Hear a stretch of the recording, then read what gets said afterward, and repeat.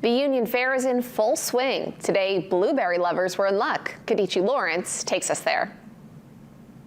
Over 20,000 people are expected to be at the Union Fair this weekend. That's what the fair was founded on, was farmers, horse pulls, cattle pulls, dairy shows, sheep shows. We have all of that. Including the rides and, of course, the food. Matt Elwell, president of the fair, says it is also about celebrating the Maine state fruit. Because we are Maine's Wild Blueberry Festival, and this is our 61st year of being Maine's Wild Blueberry Festival, and today is Blueberry Festival Day. To celebrate the tradition, they gave out over 1,000 mini blueberry pies for free. I was actually really excited because I love blueberry pancakes and I love blueberry pie. So I thought a whole fair dedicated to blueberries where you get free blueberry pie.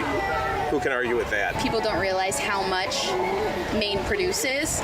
Maine produces 99% of the country's consumption of wild blueberries. As the 2022 Maine Wild Blueberry Queen, Caitlin Bean says she enjoys educating people about the history of the fair and enjoys the rides when she can. I know I went on the carousel a couple times with some girls last year who were super excited to meet me, and that's so much fun. For Elwell, he says it is important to pass down the history that started more than a century ago. It's about community, it's about kids, obviously, future generations. I mean, we need them to get excited about agriculture and fairs and blueberries because we need them to carry on when we're not here anymore.